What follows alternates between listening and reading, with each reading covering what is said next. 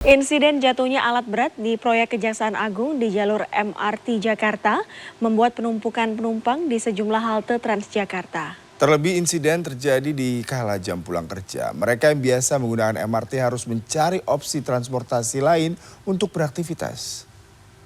Kembali kami informasikan kepada para penumpang MRT Jakarta, kami mohon maaf atas ketidaknyamanannya.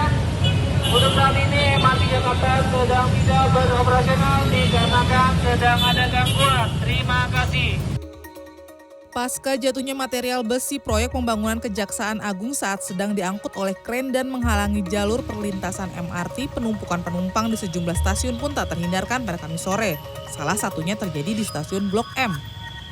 Para pengguna MRT pun terpaksa beralih menggunakan transportasi lain seperti ojek online dan bus Transjakarta. Meski mereka harus mengeluarkan biaya tambahan dan waktu tempuh perjalanan yang lama, para penumpang ini terpaksa beralih menggunakan transportasi lain untuk sampai ke tujuannya masing-masing. Sangat merasa terganggu karena biasanya nggak pernah terjadi apa-apa, tiba-tiba langsung ditutup ini, jadi orang bakal jadi merasa teralihkan gitu. Mbak, untuk sementara ini Mbak menggunakan apa Mbak? Selain MRT, transportasi lain? KRL. Saya pun juga nggak tahu sih ada kejadian apa. Agak mendadak. Mbak, niatmu mau kemana Mbak? Ke Lebak. Udah lama tadi nunggu di sini Mbak? Udah lumayan.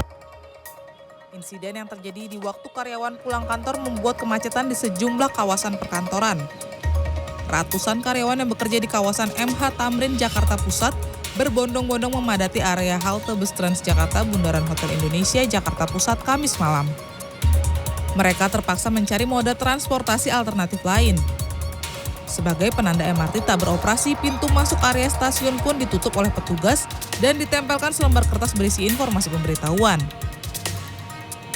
Nanya sih, kenapa nggak bisa masuk? Lagi gangguan. Ini alternatifnya apa jadinya? Ojek ke stasiun sih, mau naik kereta. Jadinya lebih mengeluarkan banyak biaya dong?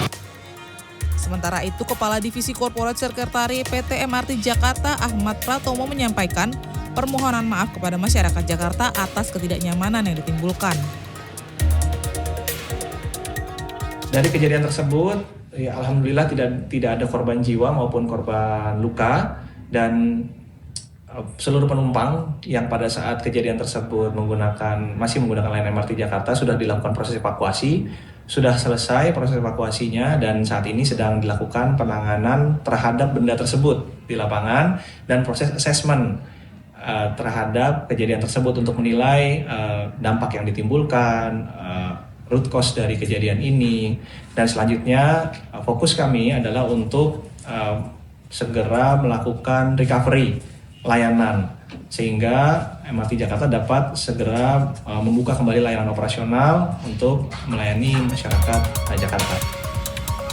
PT MRT Jakarta mengimbau para penumpang yang sudah terlanjur membeli tiket single trip, multi trip, hingga pembelian melalui mobile apps dapat melakukan refund dengan menghubungi petugas di stasiun MRT Jakarta terdekat.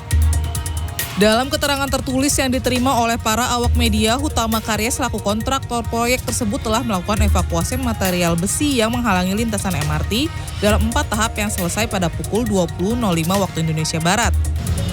Berikutnya, Hutama Karya juga akan melakukan langkah preventif untuk mencegah terulangnya insiden serupa.